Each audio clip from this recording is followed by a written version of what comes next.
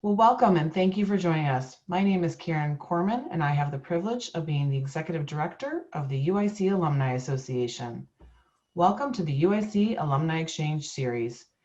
Each week, we work to bring you a variety of programs and topics so you can explore, connect, and even escape from the everyday with a community of UIC alumni, faculty, and staff. You'll hear me say this just a few times today, but I encourage you to visit go.uic/alumni exchange for the latest and greatest programming. And with that, I am excited to start our program this afternoon on Learning to Master Impromptu Speaking, presented by two Toastmasters. First is UIC alumna Melinda Mitrovic, who is the founder of Epic Communicators and an area director for Toastmasters International, an organization that promotes public speaking and leadership skills. She has been a member of Toastmasters International for nearly 26 years and has mentored over 350 speakers. Melinda has won numerous speaking awards and Toastmaster of the Year for outstanding communication and leadership skills. And joining Melinda today is Greg Sipley, who is a distinguished Toastmaster and has been an active member of Toastmasters International for 15 years. Greg serves as a division director and is currently a member of two Chicagoland clubs. He is a hypnotherapist and a neuro-linguistic program practitioner. Greg has a deep passion for seeing people overcome their fear of public speaking and reaching their goals that they never thought possible. Thank you so much, Melinda and Greg, for being with us here today, and I'll turn it over to Melinda to begin the program. Thank you, Karen. Thank you, Karen. What a great and warm welcome. The quote from Mark Twain, "It usually takes me more than 3 weeks to prepare a good impromptu speech." I get that, I do. UIC alumni and guests, what gets in the way of you being able to successfully speak off the cuff? What is that? So you're going to see a poll that is going to pop up on your screen, and I want you to take a minute to select one of the items that gets in your way of being successful.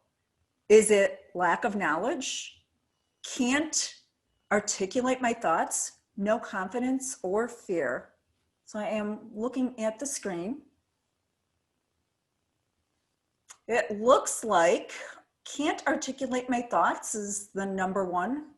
It's looking 50%. So I want to thank everyone for participating. It's about 47%, with the second as fear. And let me just close that out.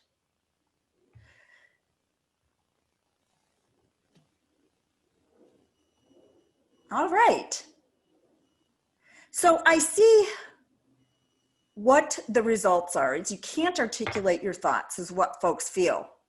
There has been no research done on that, on this specific topic. And you know what the number one key reason is to not being successful and to failing at impromptu speaking? It starts with the F word. And that was the second in the poll, and that is fear. Otherwise known as false evidence appearing real. I'm sure many of you have heard that. Or F everything and run. We have a 2 million-year-old brain, and that brain is wired to keep us alive. And that's to keep us alive in times where we were being hunted by tigers or bears. But in today's modern times, that doesn't serve us well. And we're not being hunted by bears or tigers.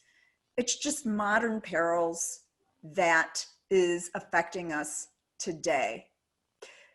So with that, Greg and I have 40 years plus of public speaking experience together and have mentored nearly 1,000 folks over the course of our years in public speaking. And what we have done with that knowledge is we've learned and we've put together the tools that are required to be great at speaking off the cuff, to help you with those moments where you can't articulate your thoughts. What I'm going to encourage you today is to stay to the end of this webinar, because at the end of the webinar, we're going to share with you the top 2 tips on speaking off the cuff, and you don't want to miss those 2 tips.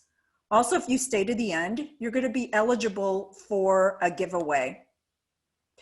I now want to welcome Toastmaster and also Epic Communicator Coach, Greg Sipley. He is going to walk us through those 10 tools that you can use to master speaking off the cuff. Greg, take it away. Thank you, Melinda. And before we get started here, I'd really encourage you all to turn on your video because I want to ask you a question. I know that some of you have pointed out that fear was an issue for you in there, but I'd also like to know if fear of a job interview is an issue for you. Put your hand up if that's the case. Anybody have fear during a job interview or any kind of interview at all? Raise your hand if that's an issue for you. I see a few hands out there. And the reason I ask that is because it fits in with the idea of the poll that you answered there, which is that you can't articulate. You're afraid that you're not going to be able to articulate your thoughts. And really what that leads to is a fear. And it's a fear of facing the tribe. Right now I'm facing the tribe, albeit virtually, of all 86 people or 85 people that are on this webinar right now. And if it were live and I didn't know how to articulate my thoughts, can you imagine I'd be a little afraid ahead of time? And one of the reasons is that we don't know our topic. Usually that's the issue. Now, as it's been pointed out, both Melinda and I have done lots of speeches, and usually the time that I feel fearful is when I'm just not familiar with my topic, when I'm not 100% sure of my topic. And so I think that if you're afraid of any kind of speaking, and you say that it's because you aren't able to articulate your thoughts, it's really you're just afraid of looking silly, looking stupid, or as Melinda pointed out, F everything and run. And that's really what you want to do. So these 10 tips that I'm going to give you will help you to look like you really do know what you're talking about. Because I have to tell you, if you look back in the history of any time that you've had to give an impromptu speech, you'll see, or you've had to talk off the cuff, you'll see that you probably don't remember a whole lot except for a couple of the times where you're kind of caught tongue-tied. And this is going to help you not be tongue-tied because there's some very simple, easy methods that we can use that make it look like you're really polished and you knew what you were talking about. And so to further this, I'd just like to also preface the whole thing with this talk came about because within Toastmasters, we practice impromptu speaking at every meeting. We call it table topics. And so sometimes you'll see me refer to that, and it's just an impromptu session. You're expected to speak for at least a minute to 2.5 minutes, no more than 2.5 minutes, on whatever the question is. It could be, what's your favorite color? It could be a word. It could be whatever. Those are things that we call, that you have to answer during table topics. So, but it definitely applies in all aspects of impromptu speaking. And that could be having to give a speech at the last minute. That speech could last, I don't know, a minute to an hour. Definitely you can do it. You may not think so now, but you actually can. So these are the things we're going to talk about that will help you at least get on that path to feel confident and not fearful and have thoughts that you can use when these issues come up. So the first one, as you see here, that I'd like to bring up, and this generally refers to table topics, and Melinda touched on this a little as well, and that is to slow down time. So if you've ever been in a meeting where you're maybe not 100% sure about the topic, or maybe you were daydreaming. Maybe the meeting got so boring. Does that ever happen to anybody? The meeting got really boring and your mind just kind of drifted, right? And you're like, oh yeah. And then they ask you a question. They go, hey, Camille, what do you think about that last topic? And you're like, what happens right then and there? There's an amygdala response, right? And it's not just when you're caught off guard. It's most times when you're put on the spot. And that amygdala response is sort of your lizard brain, and it shoots adrenaline through your system right away. Some people, it's more prevalent than others. Some people really freak out and they clam up. Their heart starts beating faster. They sweat. They get nervous. Some other people are, if they've done a seminar like this, they know what to do in that scenario and they're challenged by it. But I can be honest with you, I'll tell you right now that even then, even myself that I've done this thousands of times, I still struggle with it, and I still have to use some techniques in order to make myself be more effective. And this is one of them. So slow down time. And these are a list of things that you can do when that problem comes up. And the first one is just take a deep breath, right? You need maybe 3 to 4 seconds to just get yourself composed, and let that adrenaline flow through your body, and just slowly work through yourself to go, Now, your heart's beating, it's pounding like that. You're not sure what to do, but take that deep breath. And when it does a couple of things, not only does it change your physiology, but it also conveys to your audience, to the people that are asking you that question, that you're present. And believe me, it does not make you look weak. It makes you look like you're prepared and that you're engaged. It's just the opposite. So when you do that, well, it makes you look calm, even though you're nervous inside. Now, you can also take a sip of water. If you've got a glass of water next to you, that's great too. Most people are afraid of, this is one thing that I think a lot of people don't like, they're really afraid of, is just that awkward pause, right? I want you to think about that right now. That really awkward pause in a situation, usually it's when you're public speaking. People feel like you can't do that. Taking a deep breath, taking a sip of water, scratching your chin for a second. Maybe you do a combination of the three. Do all those things. And what happens is you give yourself a ledge to hang on to for that brief period of time, whether it's, 10 seconds, 30 seconds, whatever. And actually, a lot of times in table topics, some people will come up there and they'll spend 15, 20 seconds. They don't really know what to say. And the audience understands. And if you're in a meeting, if you're in a job interview, especially, and that's what our tip is going to be about, so please stick around until the end, it shows that you're deliberative, that you're being contemplative about it. You may be nervous inside, but you're thinking about it.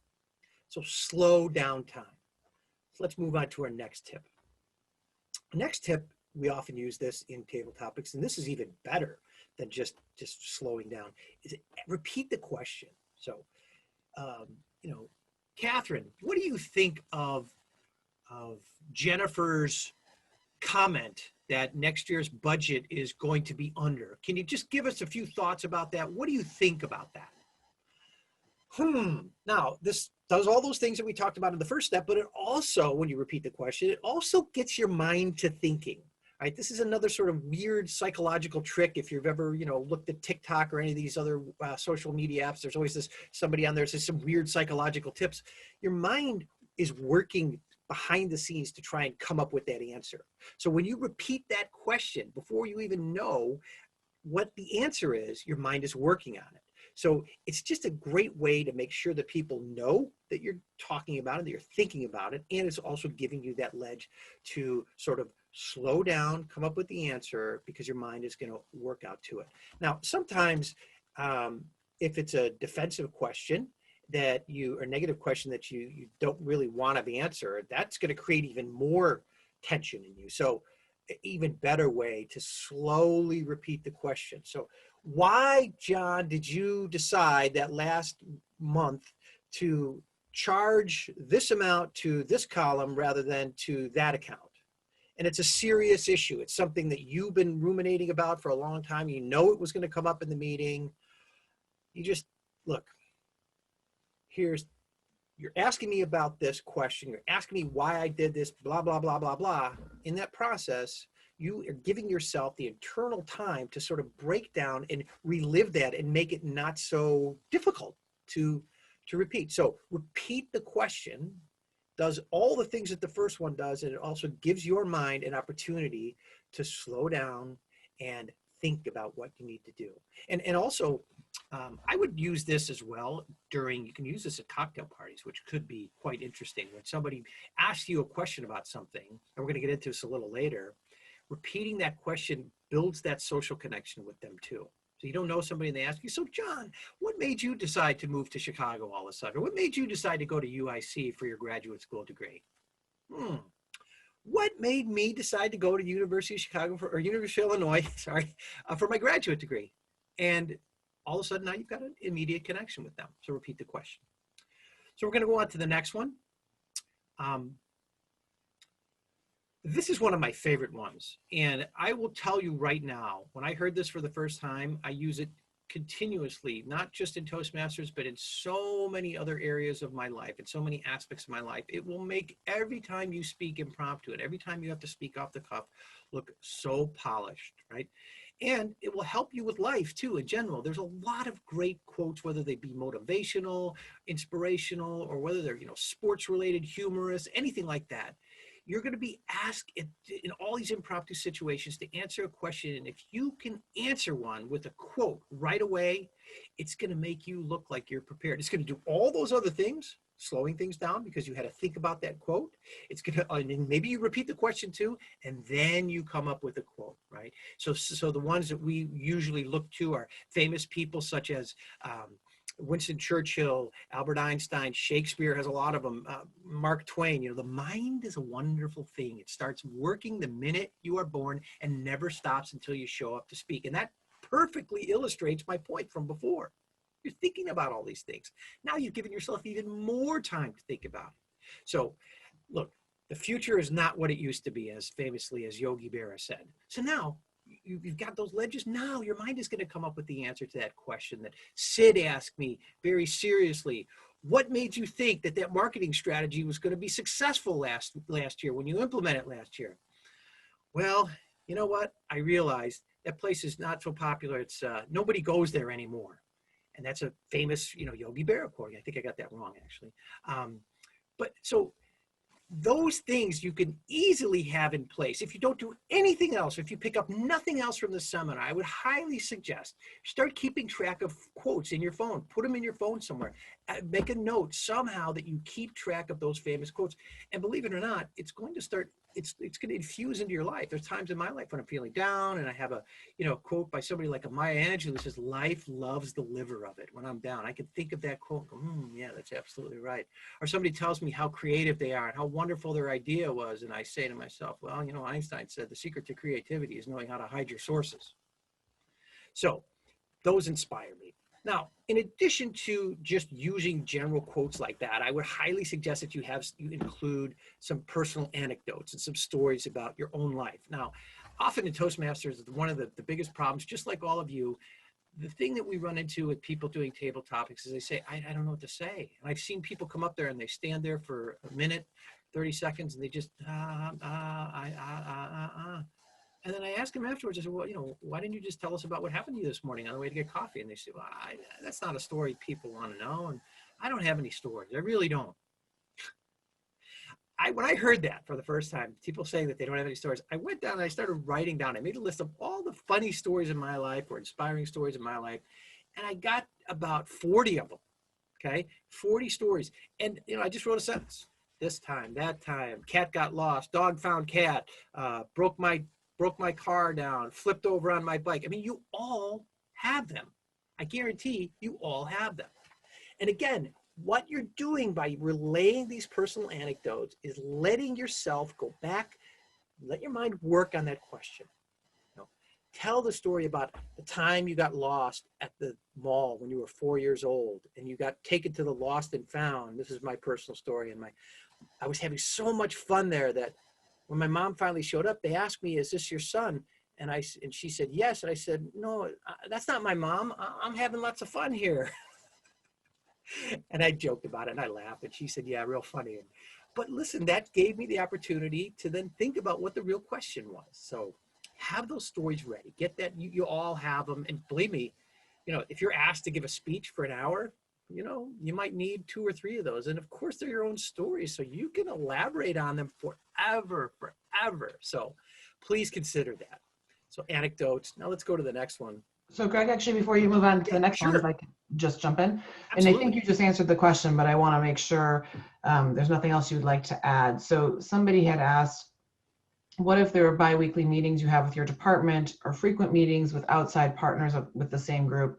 Do you still have those same 3 blank quotes, quotes? But you just shared, write down the stories that you have. And so I think that might be your answer, but I want to make sure there's nothing else. So there's 2 things here. One is, if you make this a habit and you start doing it regularly, you start keeping track of these quotes and your stories, then you're going to start collecting them. I think I probably have, I don't even know. I mean, I could literally page through my phone right now for a good 30 seconds. And those are all the quotes that I have in there. And every so often I'll look up a couple of them, because you know that you're going to be in a situation, you know, you're going to be in a meeting, you know, you're going to a networking event, you know that you're going to Toastmasters, you know that you're going to have to give a speech somewhere, and you're going to have to pepper in maybe some anecdotal stories, because there's going to be a Q&A afterwards. People are going to want to ask you questions about your presentation. So you're going to accumulate those. So naturally, you're going to remember them, right? So you don't just have to stick with 3 or 4, but you're probably going to have some standard ones that you're going to use. I mean, you know, the Maya Angelou one is a very common one that I use frequently, and there's going to be some that you're going to use frequently. So, and the same thing with your stories. You know, the cat dog one.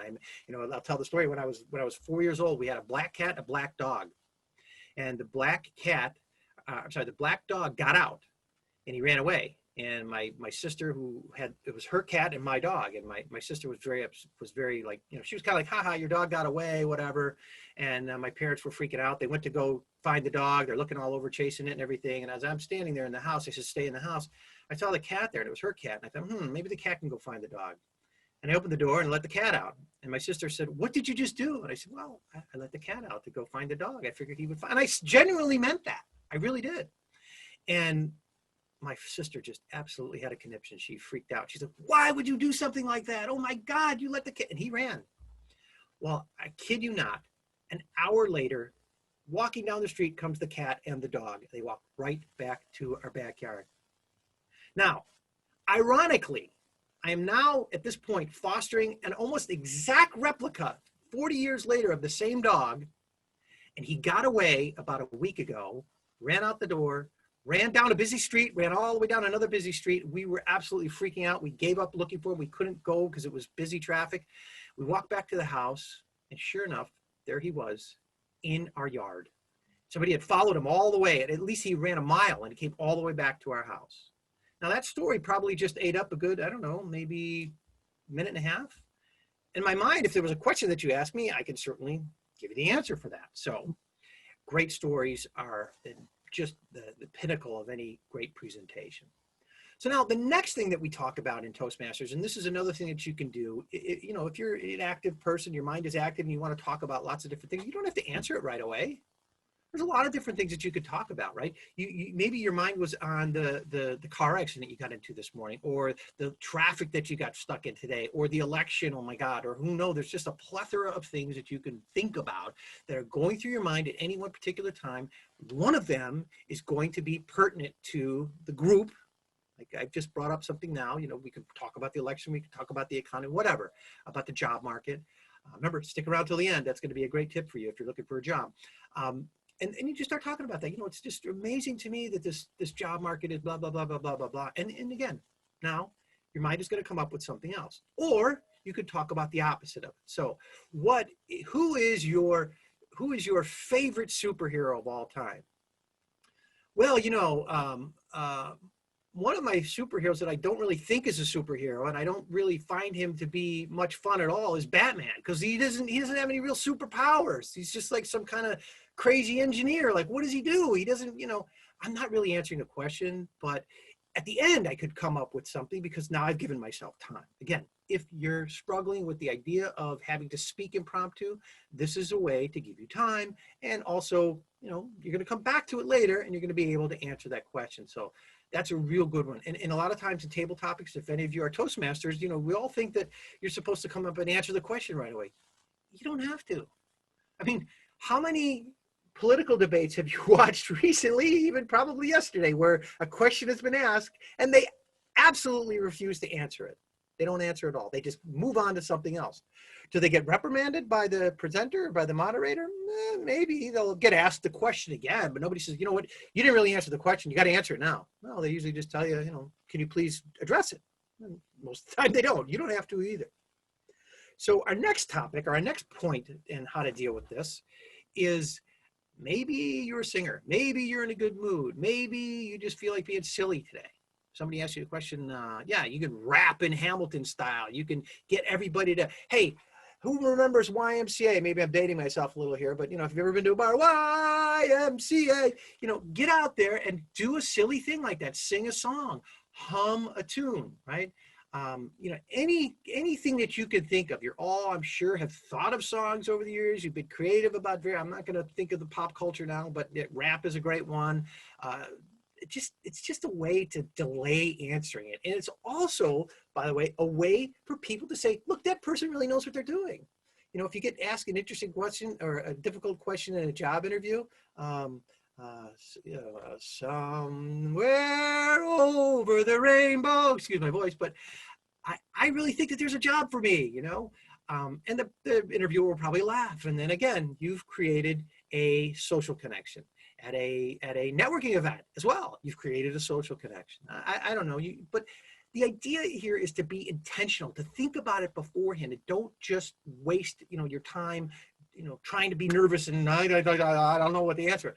This is giving you a preparation. This is giving something you something to think about beforehand. So number seven is maybe poetry. You know, some of you aren't singers, and obviously I'm not. You could recite some poetry. Any line that you feel like that is pertinent. It doesn't have to be pertinent to the topic. It could be something that you just remember. Water, water everywhere, but ne'er a drop to drink, right? And you know, people are going to be looking at you going, what does that have to do with, you know, our electrical bill from next month, you know, our budget for that? Nothing, but it's something that I was thinking about, and it shows that you're intentional again. And of course, you can pause between that line. Water, water everywhere, but ne'er a drop to drink, right? And that looks professional, it looks intentional, and it looks like you know what you're doing, right? If you know the author, or if you want to say, someone once said, and then recite the line, it's even an added bonus, right? Again, it's something I love to do, start off with a joke, right? And I also have started to accumulate a joke bank in my phone, right? I have this joke bank. You guys want to hear a joke? Anybody want to hear a joke? Raise your hand. Anybody? All right, Melinda's heard this already, but so there's this guy. He goes to a bar, and it's you know, kind of dark, but he sees this beautiful woman sitting at the bar. I promise you, this is not profane.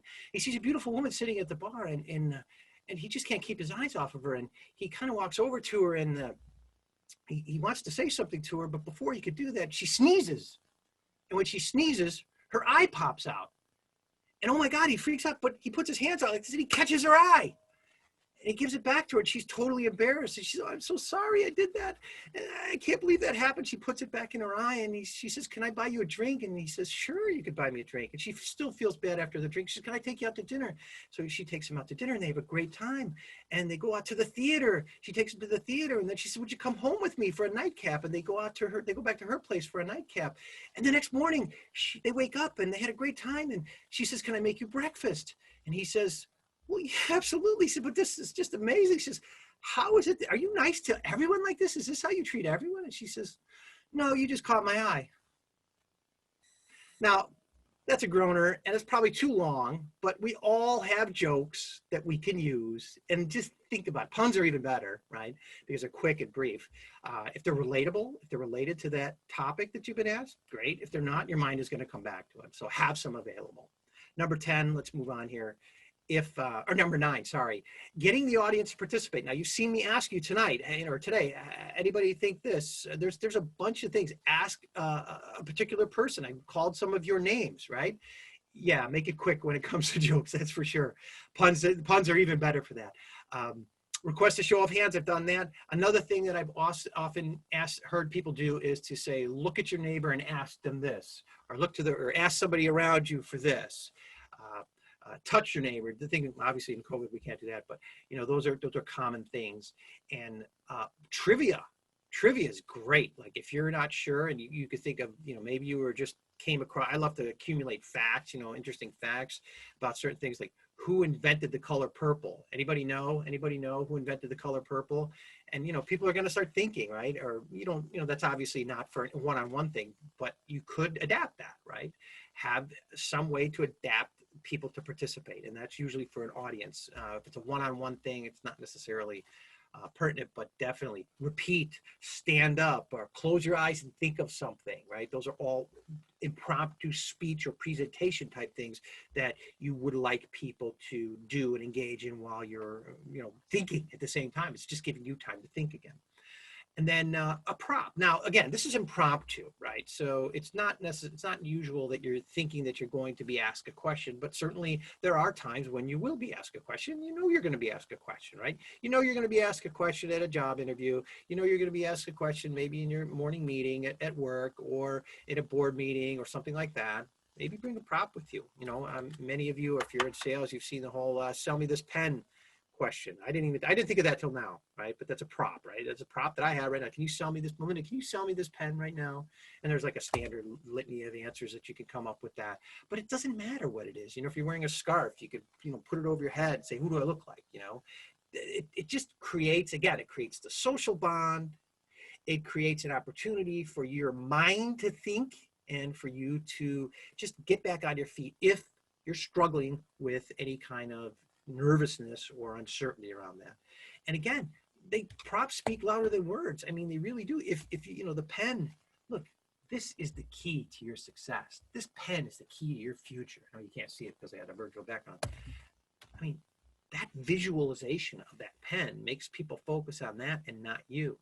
And so these are some things that I think will help you to do what I pointed out at the beginning, and that is to slow that nervousness down, to get you from the point of being really uncomfortable and your heart beating, you're sweating, all those things, as well as making you seem polished, that you really know what you're talking about, how to make yourself look good to that person in front of you, and just be intentional. So somebody said to you, look, Melinda and I were joking about recently, we did a webinar and we're talking about what we're wearing, and I was kind of wearing a t-shirt and stuff, and Melinda was she was dressed up, and then the other one was dressed up, and they said, it does matter because you should always be prepared for that sort of thing because you never know when it's going to happen. And sure enough, I said, yeah, I never know because I was wearing a t-shirt. You guys are dressed up nicely and I look like the fool now, right? But you really don't ever know. So why not be prepared when you know that you're going to be in a situation that you might, not always will, but you might be asked to speak off the cuff and impromptu. You have to give an ad hoc answer. I hope that these answers these ideas have given your mind some thought and will give you an opportunity to think about ways that you can improve your skills when you're asked to present in this manner. Melinda? Greg, we had one question come in, if you don't mind if I interject. Yep.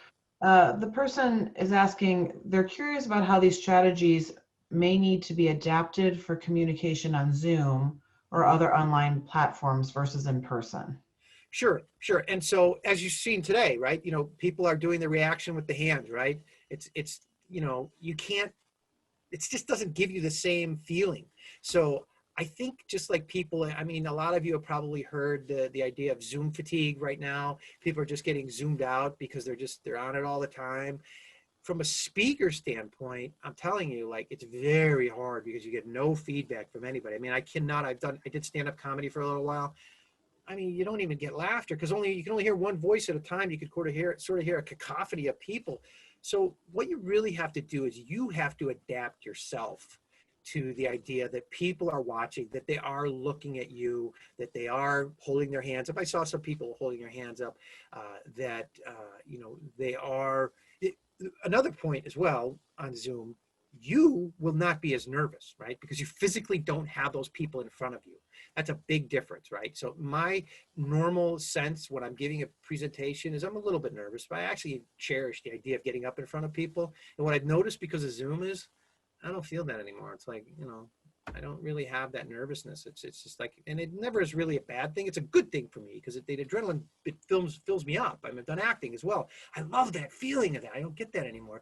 But it also means that I'm not going to be nervous and I'm probably not going to forget what I have to say. So it's a double-edged sword. So mentally, you need to think about the fact that people are responding to you and you potentially could still be nervous at the same time, and all these techniques will help you.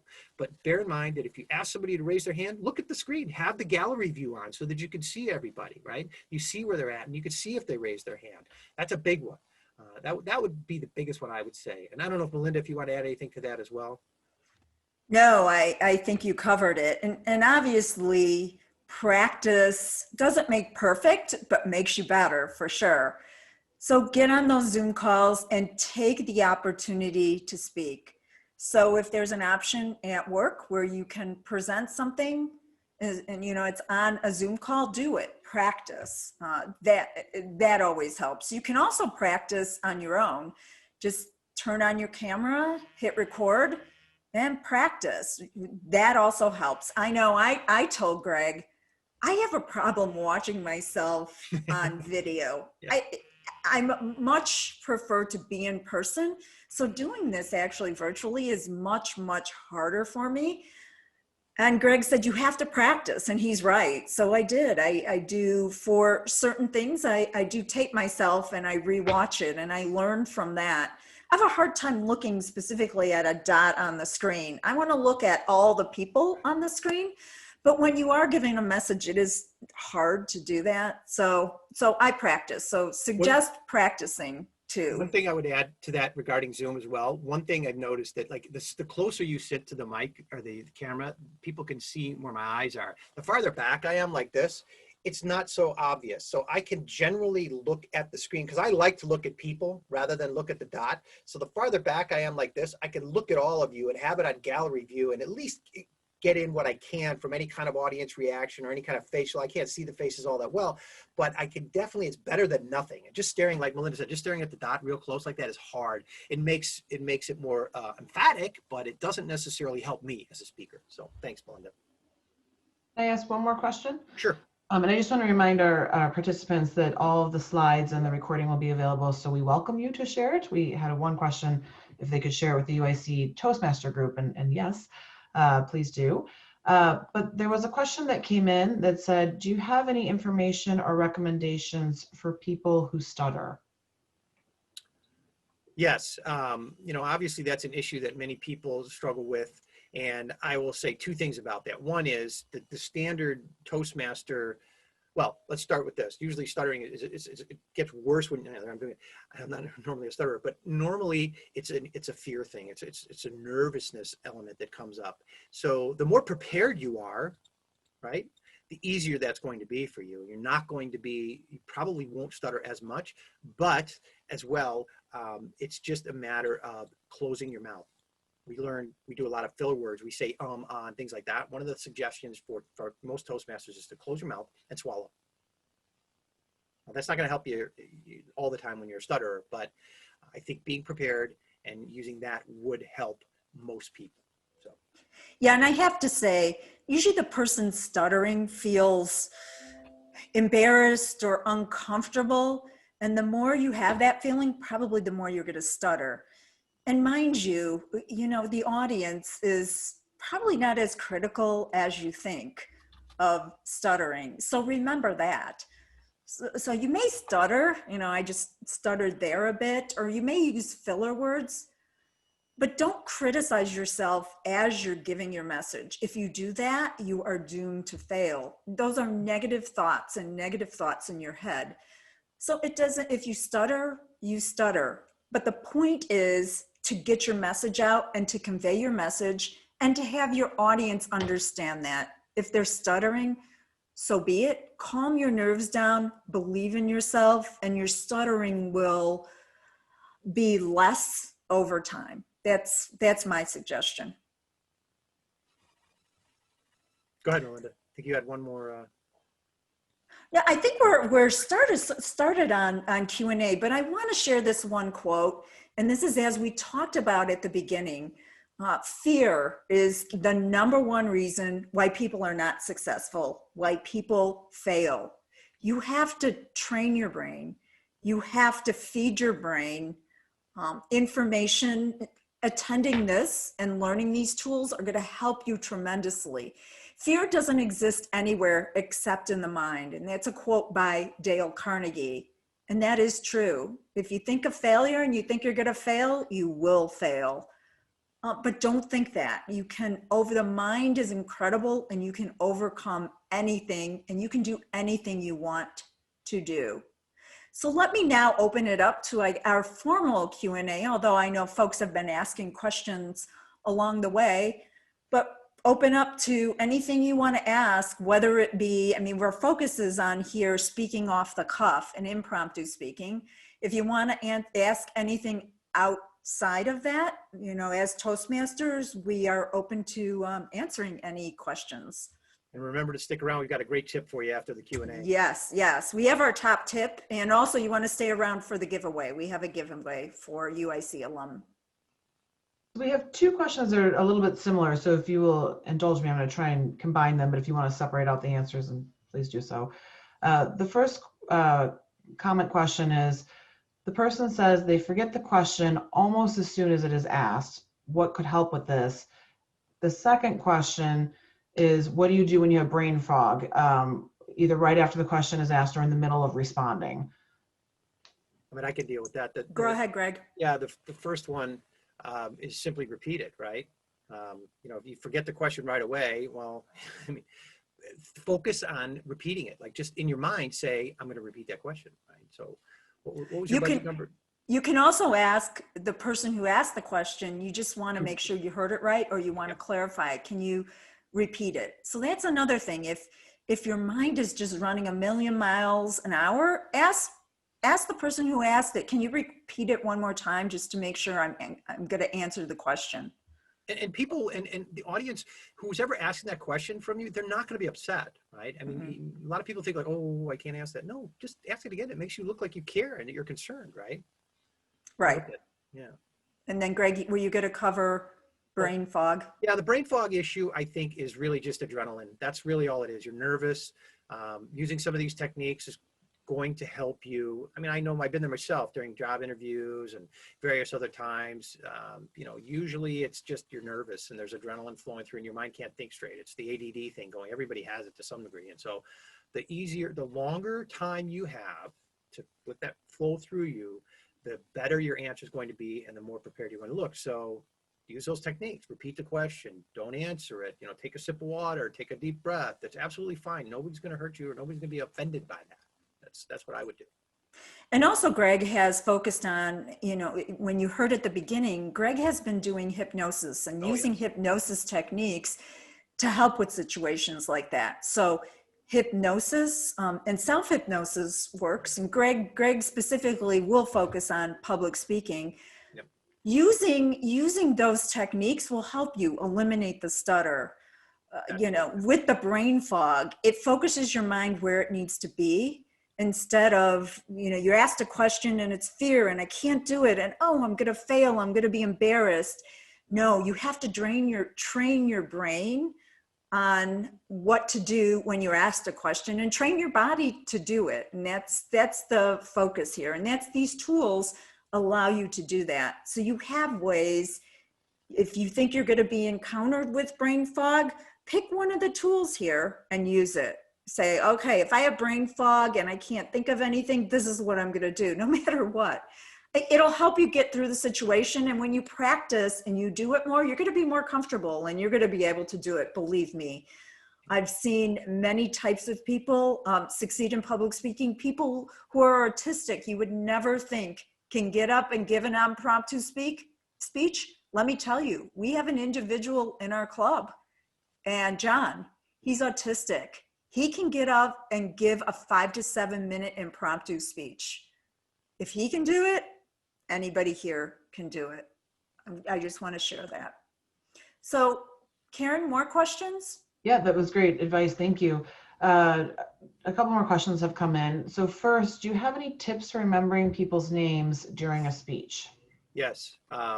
I've done some extensive work on memorization in various forms. One of them that I use all the time is you can find a particular feature about their face that's distinctive and then exaggerated in your mind. So let's say, for instance, they have really round eyes, you know, you could just immediately look like their cartoon eyes and then associate that with their name. So find some way to figure out what, you know, if their name is like, you know, Karen, your last name's Corman, right?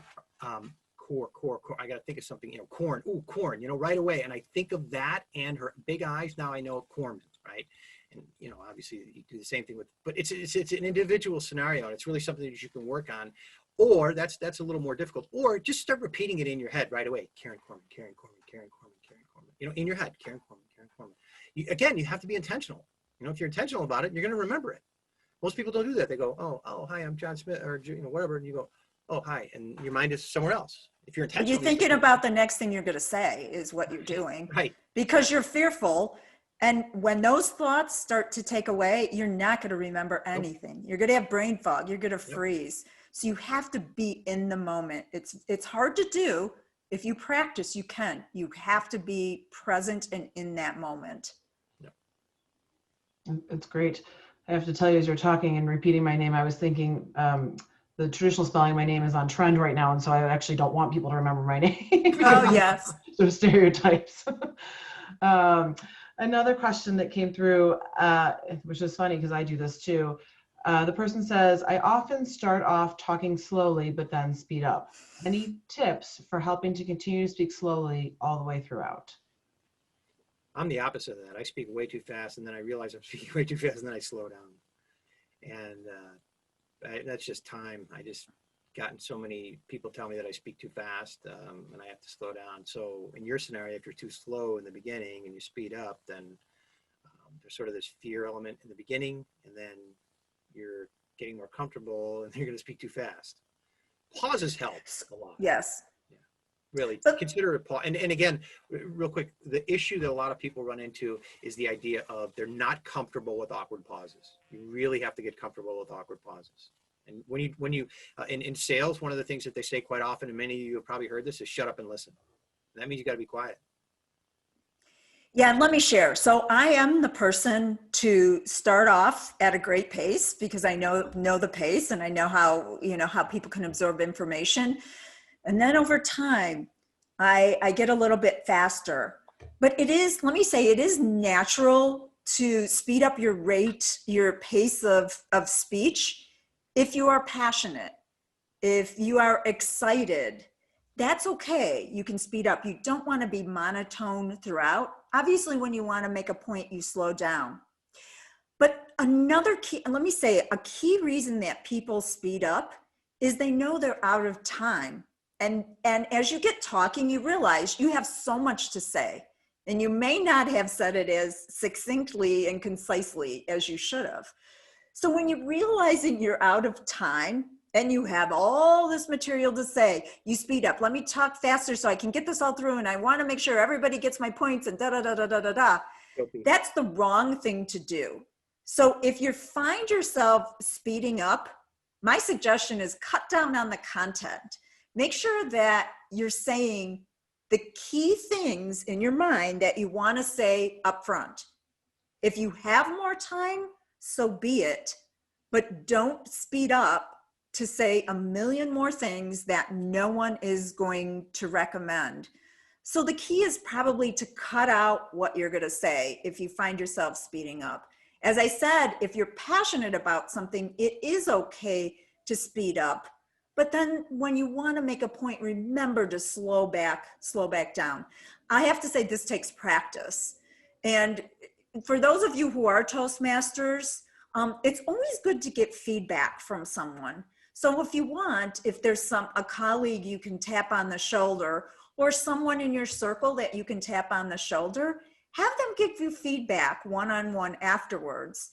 And they could probably give you tips on where you sped up, because sometimes you don't even realize you do it. So they can give you tips on, you sped up here, maybe if you cut out this or certain types of things. So tap on someone that you can get feedback. And especially in the impromptu moments, that maybe there's a colleague or someone you can ask. That's a great approach too. Great. I think we have time for one more question, because I want to allow you time to share the last two exciting tips. The person asks, how do you react to a hostile audience? Well, I could tell you right now that Toastmasters, and somebody asked about, are there online Toastmasters? Yes, there are online Toastmasters. All Toastmasters are online right now. And one of the things that you do in the later stages of your Toastmaster education is exactly that, how to deal with a hostile audience, right? And I think, Melinda could probably speak to this better than I, but my personal point is to just make it factual. I'm not going to add any kind of emotional, declarative statements other than factual ones. So I don't know, Melinda, you want to add anything to that? Yeah, the thing I say is if you have a hostile audience, meaning they, they ask, it's probably you're interacting with them and they're asking questions and they're making statements that are negative in nature.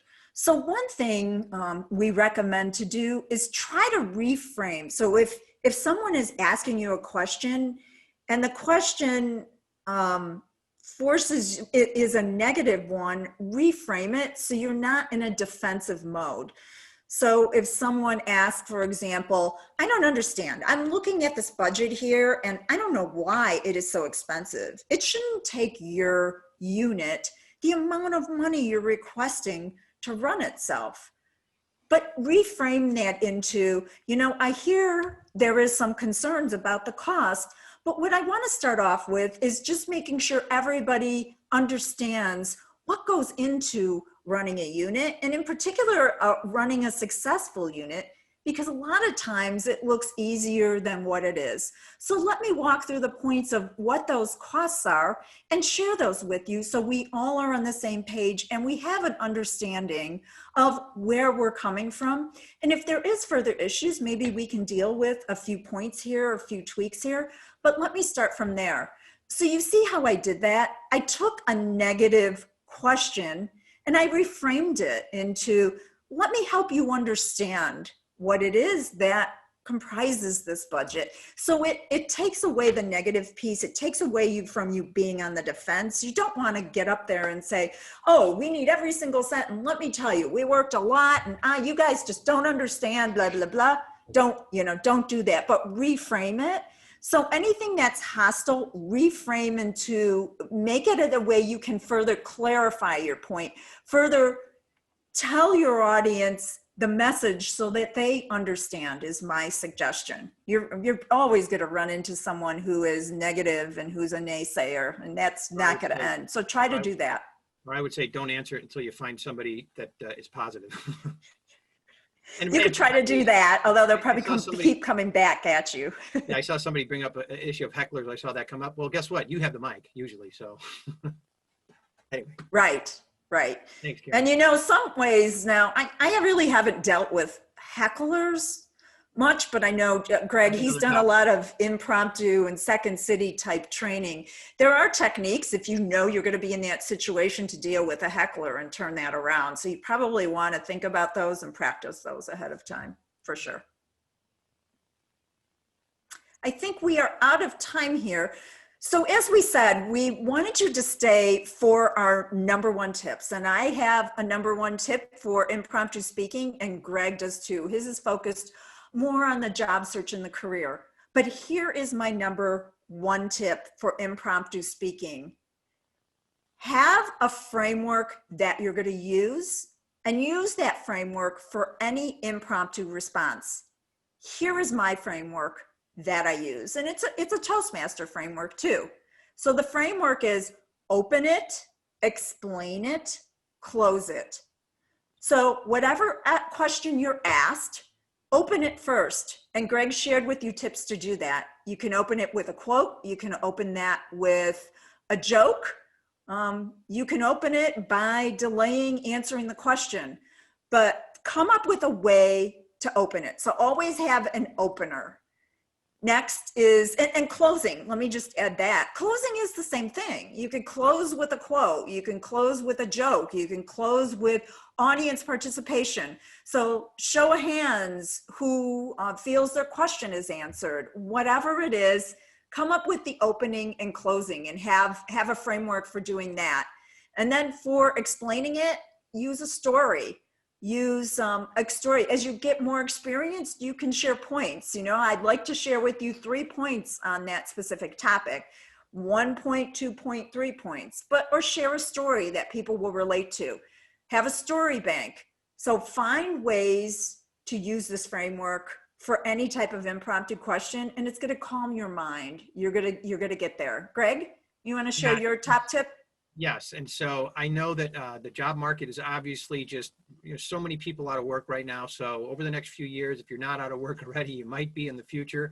And so one of the things that I really think works quite well, and most important when it comes to the interview process itself, is that you need to take control of that interview at some point. Usually in the middle, in the beginning, whatever, but at least at the end, a great way to do it is when that question that inevitably will be asked, do you have any questions for me? This interview will ask you, the interviewer will ask you. Your answer can be with a quote, and I would highly suggest this one, and you'll see why. The quote is from Winston Churchill, and the quote is, well, do I have any questions for you? Well, Churchill said, we make a living by what we get, and we make a life by what we give. I think I've demonstrated what I can give to this company over the course of this interview. And I'm just wondering if you can give me an idea of how I did. So you've got a little alliteration there with Yes. the words, and you've got a great question that you are now in control. And so I think try that. Let me know how it goes, because I think it's really good. I've heard people use it before and it works quite well. Well, thank you for spending time with us today. And I'm going to speed up my rate of talk here a bit. I want to share with you that we do have an option to, if you need more help and to get into this more, we're offering an interactive workshop on November 4th at 6:30 p.m. Central Time. The workshop goes into more instruction and detail, but the bonus is you're going to get individual feedback from a coach, and we're going to put you in situations of impromptu speaking and giving you each individual feedback. We offer corporate, group and one-on-one coaching. Also, we have a podcast, All Things Public Speaking. Just search for Epic Communicators Podcast. Also, please follow us on and like us on Facebook, Twitter, and LinkedIn. Lastly, I just want to share with this, we are giving away a one-on-one virtual coaching session from Epic Communicators to a UIC alumni who stayed with us through this webinar. And the winner is going to be notified via email. Karen, I quickly turn it back to you. Well, thank you so much, Melinda and Greg, for this incredibly wonderful presentation and very helpful tips. I can just see by the chat, everybody is very grateful, as are we. And we just appreciate you spending your time and sharing all this knowledge with us. Just real quickly to wrap up, please do join us next Wednesday, October 21st at noon Central Standard Time for our next Alumni Exchange program featuring UIC alumna and bioengineering professor Hinea Samebiki. I'm not sure I'm saying her last name correctly. I will correct that for next week. Who will walk us through what wearable technology is and what we may see in the future as she presents a new frontier in wearable technology. You can find more, like all of our programs, at go.uic.edu/alumni exchange. And of course, please be on the lookout for our quick survey that I mentioned at the beginning. Thank you again, Melinda and Greg, for all of your time this afternoon. We really appreciate it. Thank you to all of you for joining us for Alumni Exchange. And we look forward to seeing you again in the future. Thanks again. Have a great rest of your day. Thank you all. Thank you. Bye-bye. Bye.